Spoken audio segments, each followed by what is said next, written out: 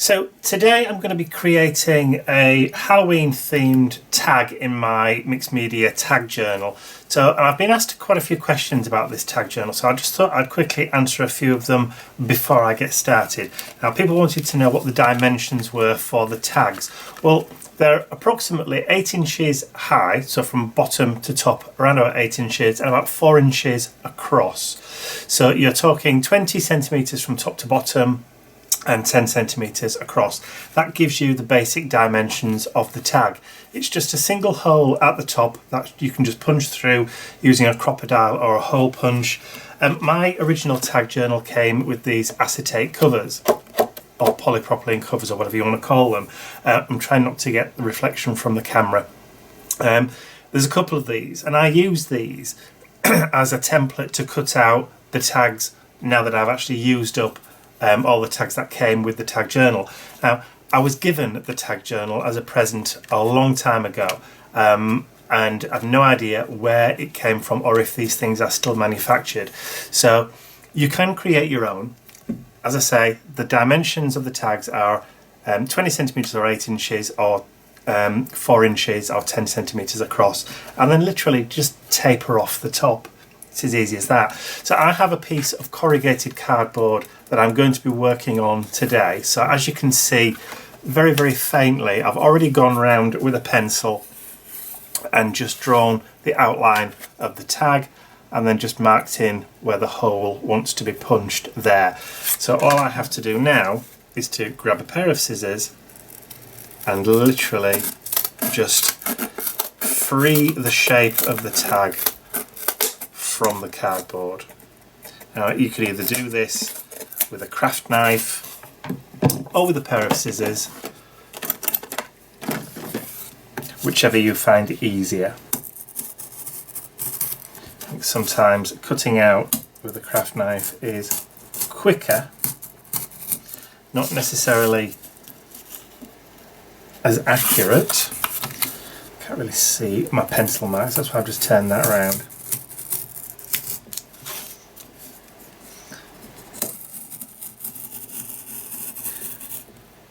I think I've gone completely off kilter on that one, but that's fine. Of course, you can use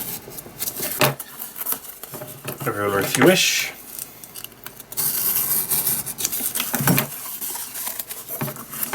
Doesn't take long to cut the shape out. There we go. So I may be a little bit off at the sides. No, that'll just about do it, I think. So all I need to do now is to start freeing up some of the backing paper, or the front facing paper, and I can just start by tearing some of that off to reveal that lovely corrugation underneath. So I'm going to do that, start tearing that off, and then I'll be back again in a little while. So I've removed some of that corrugation on the paper to reveal that corrugation underneath. I actually pulled off too much. So what I've done is I've done another. I know, naughty. So I like the fact that there is still some more of the paper on there. That gives me a little bit of a base to stick things down. So I won't throw this one away. I will keep this and maybe use it another day, but for the time being I'm going to use this one because I prefer the fact that there's more stuff on it. So I shall move the tag journal out of the way, and then before we do anything else I want to bring in my stencil, my Halloween bat stencil, which goes by the name of Totes Amaze Bats. I know. And I'm going to put some modelling paste, move my little black mat and put some of that modelling paste on there. I'm going to just drag that through just to get a little bit of texture from those bats. Now I know they're not all going to be even and perfect, but that's fine. They're exactly what I want. So while we have that, and then I'm going to bring in my other Halloween stencil, And I'm going to add some of that modelling paste into the bottom here. That's going to give me a little bit of that cobwebby texture just there. I don't want a lot, just want a little bit of a suggestion of a cobweb over there. So I'm going to go and clean off my stencils and clean my palette, and I'll be right back. Okay, that's now dry enough for us to be able to paint. So I'm going to now give this a coat of black gesso. So I have some indigo blue black gesso. It's almost a brand new pot, which I'm going to take a little bit of that gesso out and just put onto this paint mat. I'm going to take some water, just mix in a little bit of water into that black gesso, and then I'm going to paint the whole of my tag, including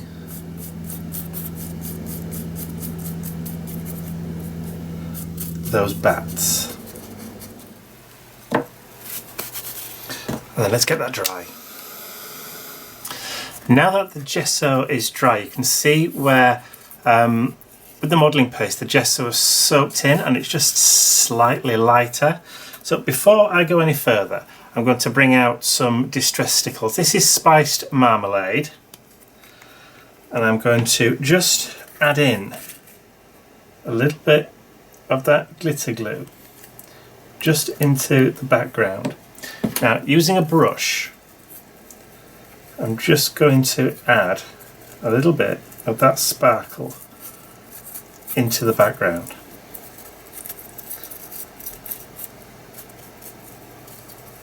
I'm using the spiced marmalade because obviously it's orange and fits in really nicely with our kind of Halloween-y theme. And then I'm just going to rub it into those corrugations just to give it a little bit more interest into the background.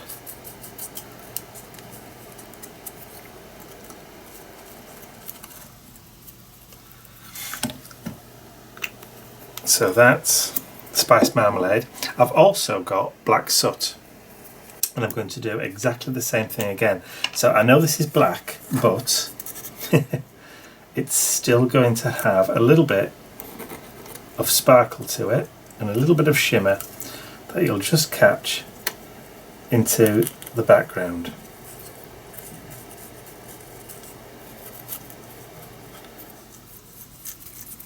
So the idea is just to add a little bit more kind of interest into the back part of the tag than you would normally have. And I could have painted this with metallic black paint, but I think that's going to look quite nice. And if it doesn't, then we'll know not to use it again on other projects.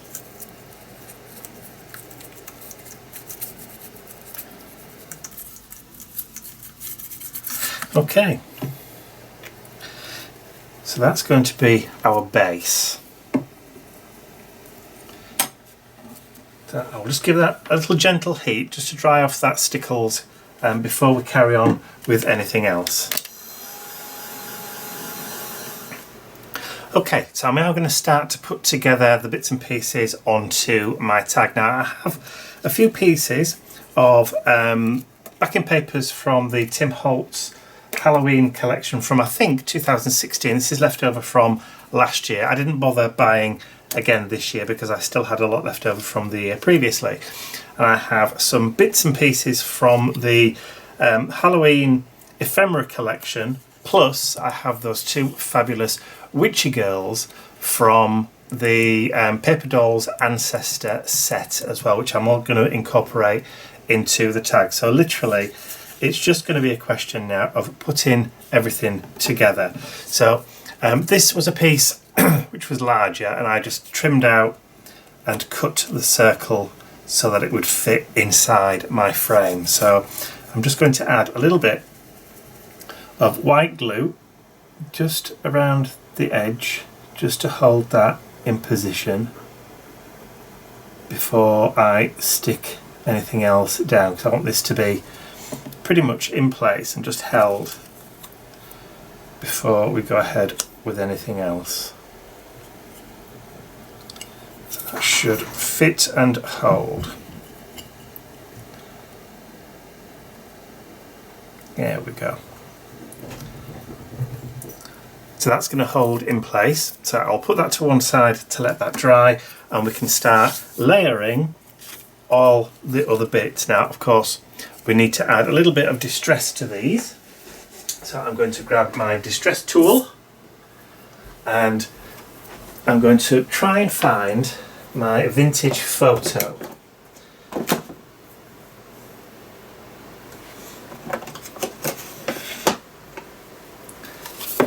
And there it is, but I don't have a foam. So let's see if we can find a fresh foam. There we go.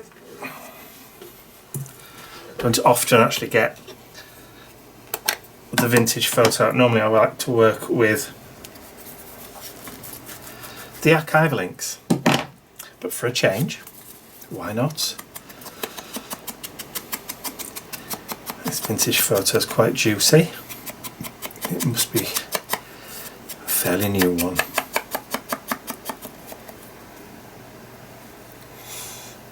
Okay, so I'm going to add the first layer down.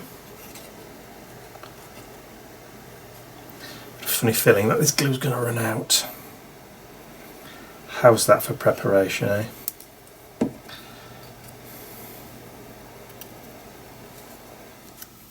My first layer to go down.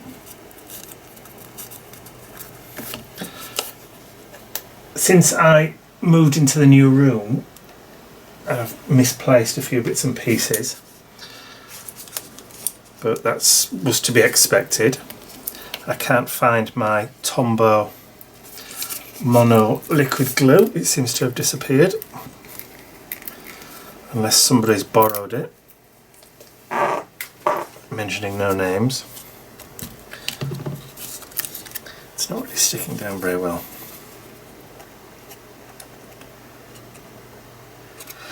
I don't like to take the glue right to the edges on these. I like them to give that textured feel of coming off the page. So I'm going to just quickly go around. God, it really is juicy. This is going to turn out to be very, very grungy.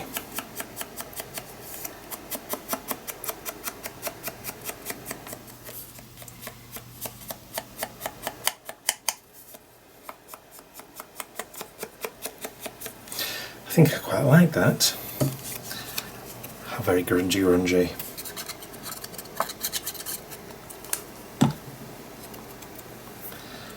That's going to go up there. And then we have somewhere, I have a hand. Ah, there it is. That's from, again, that's from the Halloween ephemera collection, Tim Holtz ephemera collection.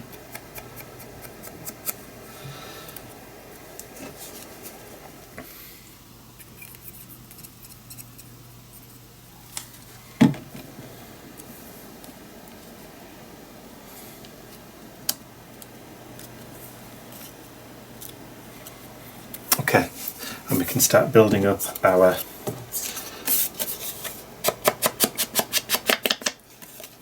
torn bits of paper down here.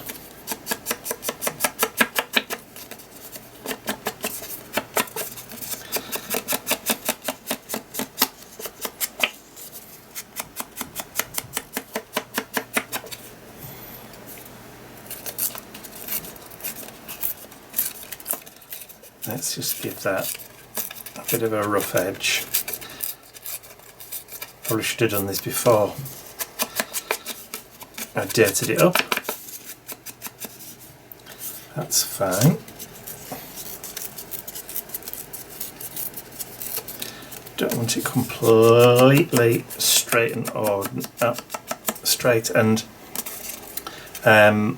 boring. That's what I was trying to say.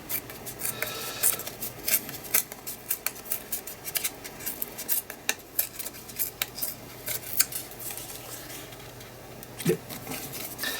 Nice.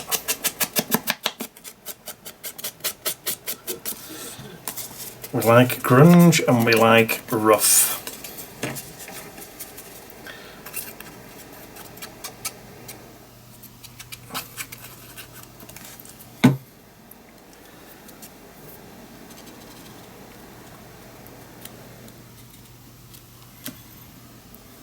Let's stick that down on there. I have another piece of dotty paper. I'm going to add just across, just to add a little bit more interest. Let's just dirty that up a bit. And I've also got this Poison and Caution from the ephemera. I think actually it's not from the ephemera, it was from one of the backing papers from the kit that I cut out from the bottom there, from the paper pad. So those sheets where you have an amalgam of all sorts of different bits and pieces on, you can cut up and use, because they tend to be a little bit smaller, which is good. Ooh. Bit dropsy.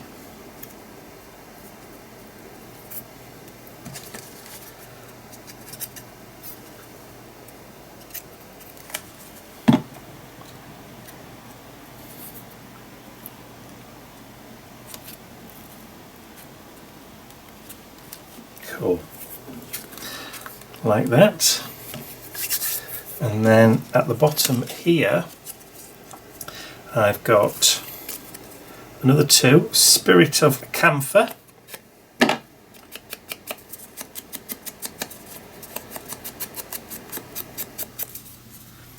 And I'll add a little bit of glue on there.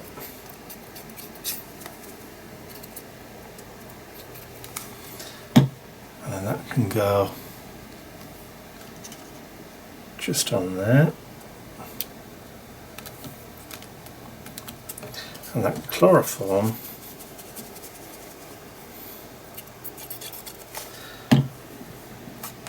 it's already grungy on the edges, but we'll just add a little bit more.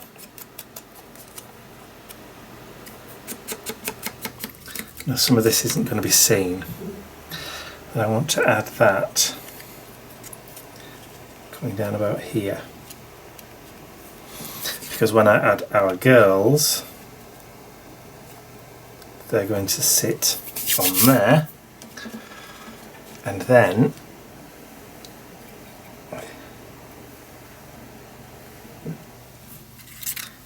let's move that up because it's going to get lost amongst all that.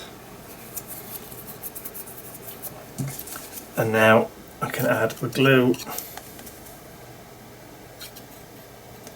That's going to hold this in place. Just about there.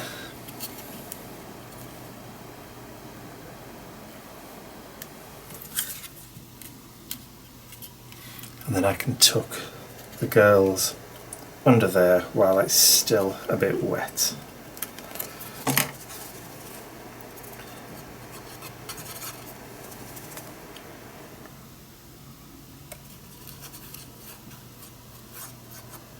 I have gone around the edges of these just to hide those white raw edges.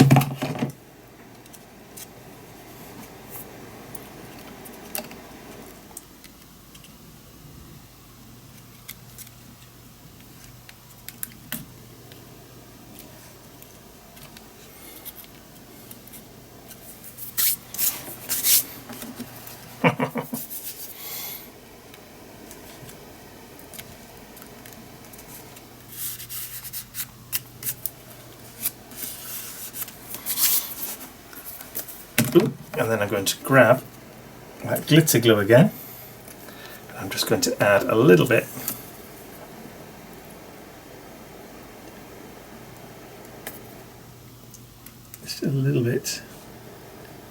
to the hat, and maybe just a little bit down here.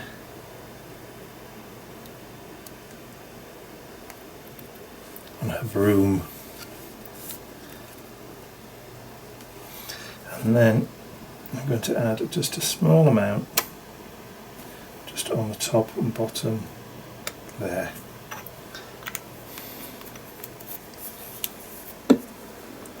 Then I'm going to leave that to dry for about half an hour. So just to finish off, I have a length of red ribbon, just satin ribbon, and a piece of hemp twine, and I'm going to just simply wrap them round each other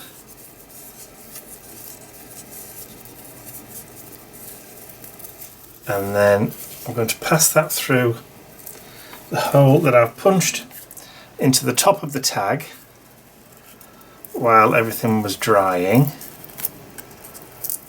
I'll feed that through and then pull that tight towards the top, and then just using my scissors I can just trim that back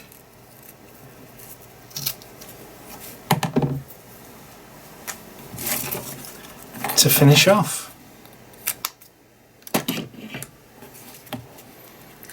Just a fun little art tag with a nice Halloween theme.